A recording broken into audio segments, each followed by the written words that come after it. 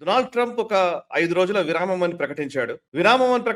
ఇంకోవైపు చర్చలేవో జరుగుతున్నాయని చెప్పాడు. చాలా అబద్ధాలు నడుస్తున్నాయి. ఓకే. దాంట్లో ఉండేటువంటి అంశాలు మనం పొలిటికల్ స్ట్రాటజీస్, ఆ వ్యూహాలు, ఇప్పుడు పాకిస్తాన్ మధ్యవర్తిత్వము ఇవన్నీ మనము గ్లోబల్ రౌండప్ కి కొంచెం అట్టి పెడదాము. నిన్న ఆల్రెడీ మనం కొంత డిస్కస్ చేశాం కూడా. వేరే వీడియోలో కూడా మనం డిస్కస్ చేశాము. బట్ ఫస్ట్ ఇప్పుడైతే USS Tripoli amphibious ready group ఒకటి ఆల్రెడీ డియోగో గార్సియా నుంచి ఇటు బయలుదేరింది వస్తోంది. సో మార్చ్ 13th రోజు జపాన్ లో బయలుదేరింది అండ్ డియాగో గార్సియాకి మార్చ్ 23rd కి రీచ్ అవుతుందని ఒక అంచనా. అక్కడ నుంచి ఇప్పుడు అరేబియన్ ఓషన్ కి వస్తోంది. బై మార్చ్ ఎండింగ్ కల్లా అది అరేబియన్ ఓషన్ కి, ముఖ్యంగా ఇక్కడైతే ఈ హార్మూజ్ ఉందో హార్మూజ్ కి ముందు వరకు వచ్చే అవకాశం ఉందని తెలుస్తోంది. ఇంకోవైపు బాక్సర్ ఆంఫిబియస్ రెడీ గ్రూప్ ని అక్కడ కాలిఫోర్నియాలోని శాండియాగో నుంచి అది కూడా మార్చ్ 19th రోజు బయలుదేరింది. ఏప్రిల్ 1st వీక్ లో అది రీచ్ అయ్యే అవకాశం ఉంది అని అంటున్నారు. థర్డ్ కాంటింజెంట్ కూడా పంపిస్తున్నారు. 2000 మంది సోల్జర్స్, 82nd ఎయిర్బార్న్ డివిజన్ అంట, ఇమీడియట్ రెస్పాన్స్ ఫోర్స్ ని పంపిస్తున్నారు, పారా ట్రూపర్స్ ని పంపిస్తున్నారు. ఓవైపు చర్చలు అంటున్నాడు, విరామం అంటున్నాడు. ఇరాన్ మాకు ఆల్రెడీ 10 వెజల్స్ ని పంపించేసింది, మాకు గిఫ్ట్ చేసింది, ప్రెజెంట్ ఇచ్చింది. కాకపోతే దానికి పాకిస్తాన్ ఫ్లాగ్ పెట్టుకొని బయటకు వచ్చారంటున్నారు. హార్మూజ్ జలసంధిని మేమిద్దరం కలిసి నడపబోతున్నామన్నారు. ఆయతుల్లా అండ్ నేను అన్నారు. ఎన్నో అబద్ధాలు మాట్లాడుతున్నారు. ఇంకోవైపు ఏమో ఇక్కడ డిప్లాయ్మెంట్ సీరియస్ గా పెరుగుతోంది. ఒకసారి అక్కడ ఉన్నటువంటి టెరైన్ వివరిస్తారా? నేను కూడా వివరించే ప్రయత్నం చేశాను ఐలాండ్స్ వాటికి సంబంధించి. సో ప్రస్తుతం ఉన్న పరిస్థితుల్లో ఆ ఐలాండ్స్ ని లేకపోతే హార్మూజ్ జలసంధిని కంట్రోల్లోకి తీసుకోవడానికి ఆపరేషన్ చేయబోతున్నారు అనే చర్చ నడుస్తోంది. బూట్స్ ఆన్ ద గ్రౌండ్ మొత్తంగా కబళించే అవకాశం ఉందనే ఇంకో చర్చ నడుస్తోంది. ఇవేవీ లేవు, కేవలం ప్రెషర్ టాక్టిక్స్ మాత్రమే, ఏదో చర్చలు చెప్పేసి మళ్ళీ బయటకు రావడం కోసం చేస్తున్నాడని మూడో వర్షన్ వినబడుతుంది. మీరేం చెప్తారు సార్? నిజంగానే మిలిటరీ యాక్షన్ కి వెళ్ళే అవకాశం ఉందా? అంటే ఇప్పుడు ఏదైతే మనకు 2-3 షిప్స్ ఇక్కడికి హార్మోస్ సైడ్ కి పంపిస్తున్నారో దాంట్లో ఒక షిప్ పంపించారు అని అనౌన్స్ చేశారు, కానీ టోక్యో నుంచి కదలలేదు. ఇప్పటివరకు జపాన్ లోనే ఉంది, జపాన్ కి కదలలేదు. రెండవది ట్రిపోలి వచ్చేసింది. ట్రిపోలి ఇక్కడికి వచ్చింది. 2 వార్షిప్ గ్రూప్స్ పంపించారు. దాంట్లో ఒకటి జపాన్ నుంచి కదలలేదు, జపాన్ లోనే ఉంది. రెండవది డియోగో గార్సియా వచ్చింది, కానీ డియోగో గార్సియా నుంచి కదలట్లేదు. డియోగో గార్సియా నుంచి కదులుతూనే వీళ్ళు అంటున్నారు, కానీ డియోగో గార్సియాలోనే ఉంది ప్రస్తుతానికి. మనకు ఇంటర్నేషనల్ గా మనకు షిప్లని, ఎయిర్ క్రాఫ్ట్ ని ట్రాక్ చేసే యాప్స్ ఉంటాయి. ఆ యాప్ లో మనం చూడొచ్చు. ప్రస్తుతానికి ట్రిపోలి డియోగో గార్సియాలోనే ఉంది, అక్కడి నుంచి ముందర కదలలేదు. ఇన్ఫాక్ట్ యుఎస్ఎస్ అబ్రహాం లింకన్ కూడా గల్ఫ్ ఆఫ్ ఒమాన్ లో ఉన్నది. ఇప్పుడు 1000 కిలోమీటర్స్ అరేబియన్ సీలోకి వెనక్కి వెళ్ళిపోయింది. అంటే వాళ్ళ రేంజ్ దాటి వెళ్ళిపోయారు. మనకు చాలా క్రెడిబుల్ ఇన్ఫర్మేషన్ వస్తుంది. యుఎస్ఎస్ అబ్రహాం లింకన్ మీద కూడా కొన్ని దాడులు హిట్ అయినాయి అని తెలుస్తుంది. వాళ్ళు చెప్తున్నారు, కానీ వీళ్ళు ఒప్పుకోలేదు. బట్ వీళ్ళ ఆర్మీ వెటన్స్ వీళ్ళు లీక్ అవుతాయి కదా, వాళ్ళు చెప్తున్నది ఏంటంటే జరిగాయి, కొన్ని అటాక్స్ జరిగాయని చెప్తున్నారు. కానీ అఫ్ కోర్స్ అది చాలా పటిష్టమైనటువంటి ఎయిర్క్రాఫ్ట్ క్యారియర్ కాబట్టి అది తట్టుకోగలిగింది.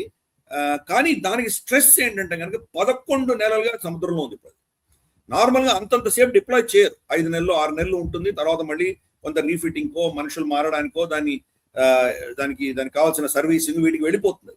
11 నెలల సముద్రంలోనే ఉంది. సో దాని యొక్క ప్రాబ్లమ్స్ పెరుగుతున్నాయి దానికి. అందుకనే ఈ ట్రిపోలి లాంటివి పంపించడం ఇవన్నీ చేస్తున్నారు. దానికి రీప్లెనిష్ చేయడానికి దానికి ఆల్టర్నేటివ్స్ పంపిస్తున్నారు. కానీ ఈ రోజు గల్ఫ్ ఆఫ్ హార్మోస్ దగ్గర వెళ్ళేటువంటి వీళ్ళకి క్షమత ఉందా, శక్తి ఉందా అంటే పెద్ద ప్రశ్న. అంత దూరం ఉన్నది. డొనాల్డ్ ట్రంప్ ఏంటంటే కనుక ఇప్పుడు ఫస్ట్ 48 గంటలు టైం ఇస్తాను, తర్వాత నేను మీ పవర్ స్టేషన్స్ కొడతానని చెప్పిన మనిషి తర్వాత 5 రోజులు దాన్ని పొడిగించాడు. ఇప్పుడు లేటెస్ట్ గా ఏంటంటే ఇంకో 10 రోజులు పొడిగించాడు. ఇంకో 10 days వాళ్ళే అడిగారు. ఇరాన్ నన్ను టైం అడిగింది, రేపటికి అయిపోతుంది అది 5 రోజులు, కాబట్టి ఇంకా టైం కావాలన్నారు, కాబట్టి 10 రోజులు పొడిగిస్తున్నాను, ఏప్రిల్ 6th కి చూసుకుంటాను అని చెప్పి ఒక స్టేట్మెంట్ ఇష్యూ చేశాడు. మరి 10 రోజులు పొడిగించిన వెనకాల కారణాలు చాలా మంది చాలా విధాలుగా విశ్లేషిస్తున్నారు. ఒక యాంగిల్ ఏంటంటే కనుక ఈ రోజు అమెరికా ల్యాండ్ ఇన్వేషన్ చేయడానికి వాళ్ళ సైనికులు వెళ్ళి బూట్స్ ఆన్ ద గ్రౌండ్ వెళ్ళడానికి వాళ్ళు ప్రిపేర్ అవుతున్నారు. ఇంకా వాళ్ళ ఆర్మీ ప్రిపేర్డ్ గా లేదు, సిద్ధంగా లేదు. ఇవన్నీ కూడా వస్తున్నాయి. ఇంకా ఇందాక నువ్వు చెప్పినట్టు అక్కడి నుంచి 22,000 కిలోమీటర్ల దూరంగా వాళ్ళు ప్రయాణం చేసి రావాలి ఈ ప్రాంతాలకు.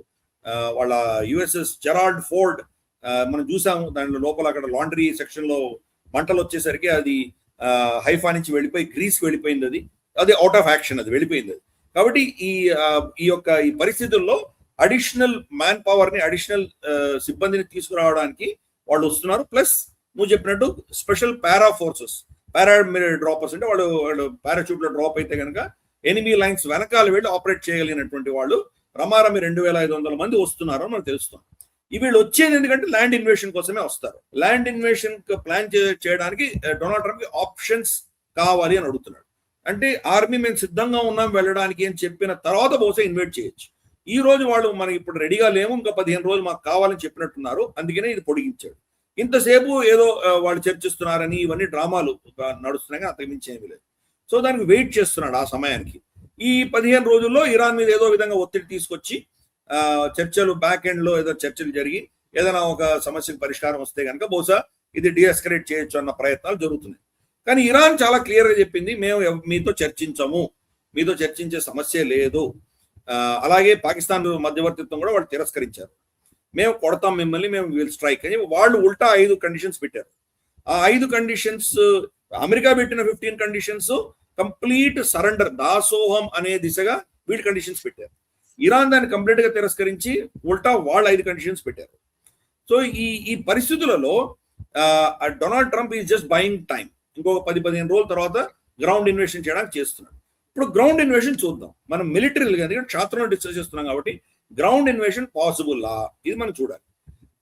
చిన్న చిన్న ఆపరేషన్స్ అక్కడ ఇక్కడ చిన్న చిన్నవి జరిగినాయి కానీ నార్మండీ ల్యాండింగ్ 2వ ప్రపంచ యుద్ధంలో అలైడ్ ఫోర్సెస్ ఫ్రాన్స్ లో ల్యాండ్ అయిన ఆ ఉదంతం తర్వాత ఇంతవరకు ఏ సైన్యం కూడా, ఏ నేవీ కూడా ల్యాండ్ ఆపరేషన్స్ లో గెలిచిన దాఖలాలు లేవు.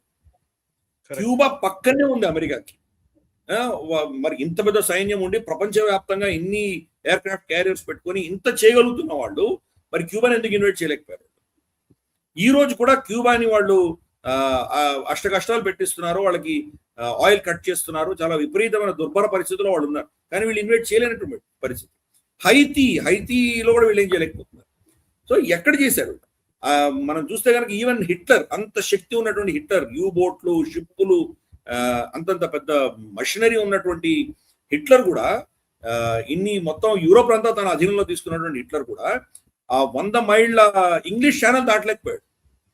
ఇంగ్లాండ్ మీద బొంబార్డ్మెంట్ చేశాడు. ఇంగ్లాండ్, స్కాట్లాండ్, వేల్స్ వీటన్నిటి మీద ఎయిర్ క్రాఫ్ట్ బొంబార్డ్మెంట్ చేశాడు కానీ దాన్ని క్రాస్ చేసి దాన్ని కబ్జా చేసుకోలేకపోయాడు. కాబట్టి నీళ్లు ఎక్కడైతే ఉంటాయో 100 కిలోమీటర్లు అంటే కనుక దాన్ని క్రాస్ చేయడం ఆల్మోస్ట్ ఇంపాసిబుల్. ఆంఫీబియస్ ఆపరేషన్స్ చేయాలంటే కొన్ని 100 షిప్పులు కావాలి.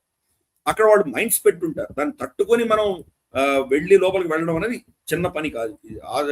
అంత సునాయాసంగా చేయగలిగినటువంటి విషయం కానే కాదు.